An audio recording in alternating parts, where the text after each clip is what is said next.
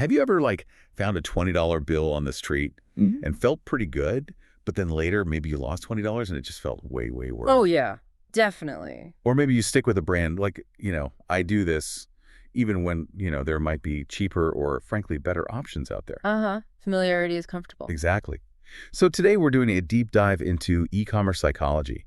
We're looking at two really powerful and often confused forces that shape our decisions and, crucially, your customers' decisions: loss aversion and risk aversion. And this isn't just, dry theory. Our mission here is to really unpack how these biases affect pretty much everything from what people buy to brand loyalty, all of it. Right. And understanding them, well, it can genuinely transform your marketing, make it sharper, more effective, and more intuitive. We want to give you practical, ethical insights you can actually use right away. And speaking of putting insights to work, this deep dive is powered by Growth Suite. Growth Suite is a Shopify app that helps you run smart discount campaigns by understanding visitor behavior and purchase intent. It's all about boosting those conversion rates and sales. Good stuff. Yeah, and you can test it for free on the Shopify App Store. Just head over there, search Growth Suite, and give it a try. Test it for free. Okay, so where do we start? Let's get into the science, the foundations behind our choices. At the core of this is something called prospect theory. Ah, yes, Kahneman and Tversky. Brilliant stuff from the 70s. Exactly, groundbreaking work. They basically found that people don't weigh gains and losses equally, not even close, actually. Yeah, that's the part that always gets me. Their research showed we feel the pain of a loss about twice as strongly as the pleasure of an equivalent gain. Twice. It's huge, isn't it? It really is. Think about that $20 sample again. Finding it, nice little boost. Losing it, feels awful. Or consider a bet. 50% chance to win $120, 50% chance to lose $100. Mathematically, the expected value is positive $10. Good bet? Logically, yes. But most people, they turn it down flat. The thought of losing that $100 just looms larger than the potential $120 win. What does that tell you? Well, it shows just how powerful these emotional responses are. Even knowing the math, it's hard to override that gut feeling.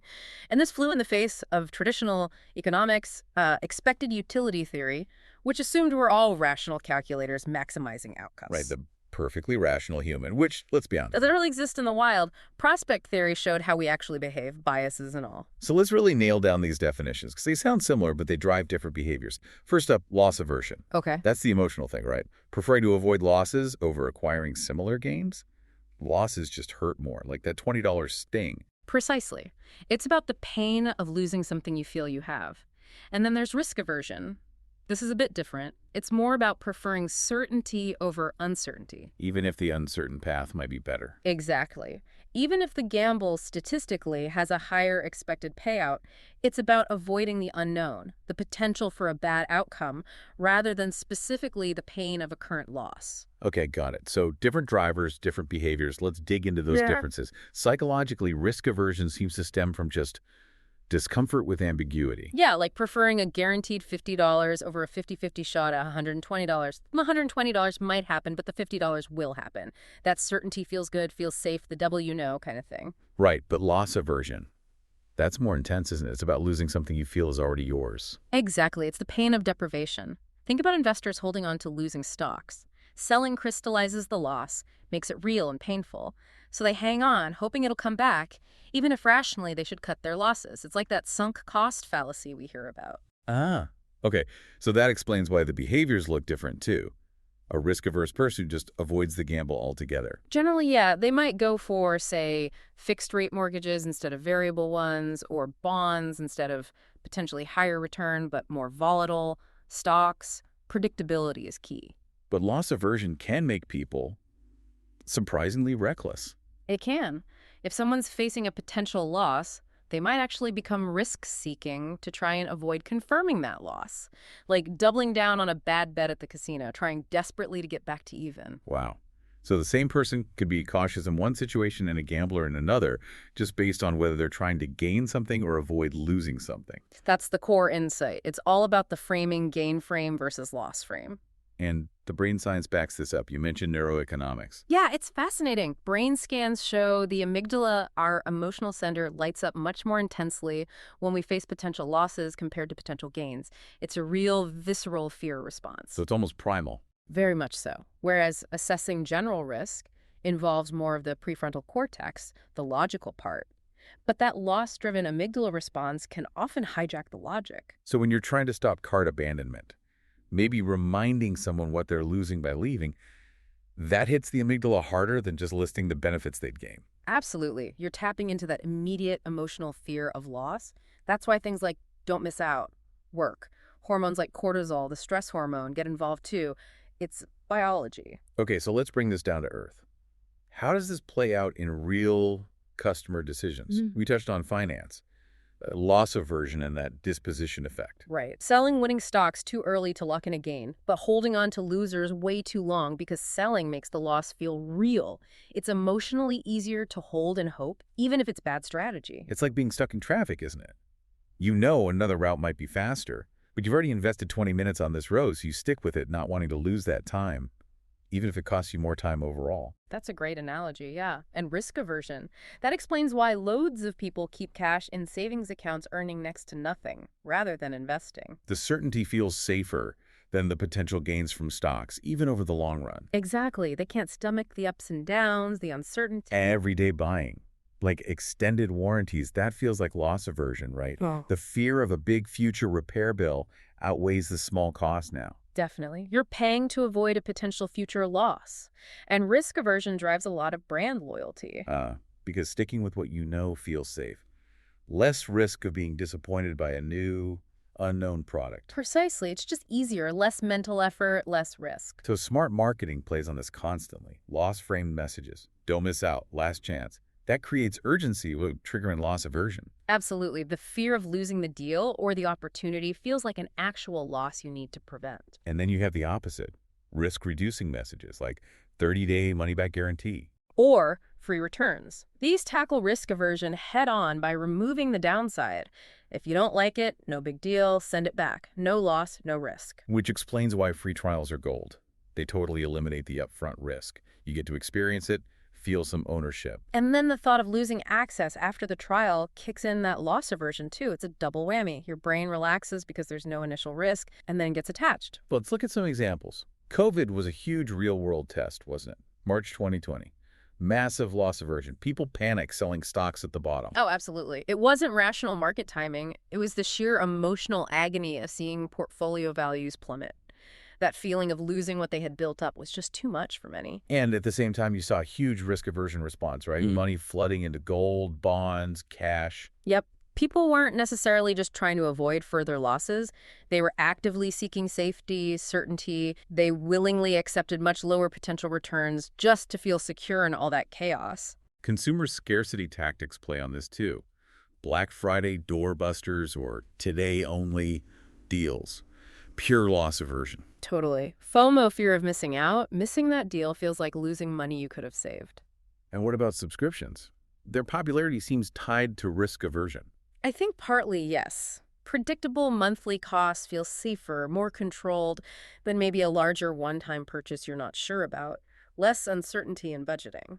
But these biases can lead us astray, like overconfidence plus loss aversion. Yeah, think about day traders who just refuse to sell a losing stock. Ego gets tied up with it, and admitting the loss, accepting it, hurts both the wallet and the pride. So they hold on, maybe even buy more, digging a deeper hole. And things like anchoring on the first price you see or hurting just following the crowd, that feels like risk aversion. Definitely. Relying on that initial price anchor or trusting bestseller tags and reviews, it's outsourcing the risk assessment. If everyone else thinks it's good, it must be safe for me. Reduces the cognitive load and the feeling of risk. Okay, so for businesses listening, how can they use this ethically? To leverage loss aversion, you mentioned framing. Yeah, frame benefits as preventing a loss. Instead of, our system gives peace of mind, maybe don't leave your home security to chance. Focus on what they avoid losing. Makes sense. And scarcity, like only 3 left. Works well, but authenticity is key. Don't fake it or you'll erode trust fast. And trial periods, as we said, let people experience ownership.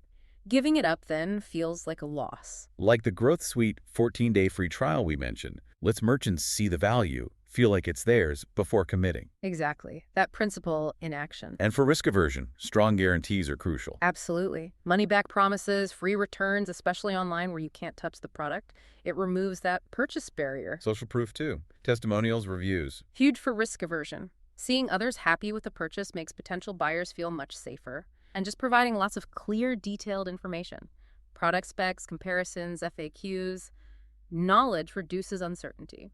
So the best strategies might actually combine both. Often, yes, hybrid messaging, like secure your financial future and avoid costly investment mistakes, hits both gain-seeking and loss-avoiding buttons. Right. And personalization must be key here too. Ideally, yeah. Segmenting your audience. Some groups might be more risk-averse, others more loss-averse. Tailoring the message helps. And always, always A/B test your messaging. Test, test, test. See what actually moves the needle. Data doesn't lie. And this is where automation tools really shine, right?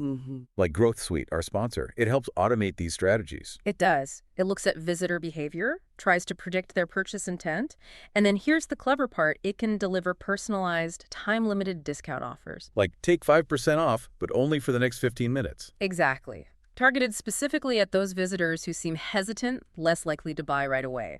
It uses that loss aversion, the fear of losing the discount, to nudge them towards converting, but it avoids just blasting discounts to everyone, which protects your brand and margins. Smart. And it handles the tech side, codes and stuff. Yeah, it generates unique dynamic discount codes automatically, applies them smoothly. Plus, it has this really accurate countdown timer for genuine urgency, integrates right onto the product or cart page, shows the savings, and it even does post-purchase upsells. Oh, interesting. After someone buys. Yep. Offers them a relevant add-on with super easy one-click acceptance, reduces friction, reduces the perceived risk of adding more, leverages that in for a penny, in for a pound momentum. It's a whole suite designed to apply these psychological levers effectively. Very cool. Okay, so let's wrap this up. We've covered a ton on loss aversion and risk aversion. Key takeaway. They're distinct, powerful forces. We feel losses more, and we tend to prefer certainty. And they shape purchasing, loyalty, marketing, everything. Understanding them is crucial. So final thoughts for our listeners. Audit your marketing, right? See how you're currently framing things. Definitely. And test different approaches. A/B test loss framing versus gain framing, risk reducers versus urgency triggers. See what resonates with your specific audience. Maybe segment your strategies too. Different folks, different strokes, maybe different biases are stronger. Good point. And always balance those short-term tactics, like scarcity, with building long-term trust through transparency and solid guarantees. Ethics matter. It's about helping customers make good choices for them, not just manipulation. Well said. And maybe a final thought. Understanding these biases isn't just for business. It helps us understand ourselves too, right? Yeah. Our own irrational moments and how much context shapes our choices. Absolutely. It's a fascinating window into human nature. And one last reminder. If you run a Shopify store and want help applying these insights automatically, check out Growth Suite. It offers tools to implement a lot of what we discussed today. Find it on the Shopify App Store, test it for free, and see how running smart discount campaigns can work for your store.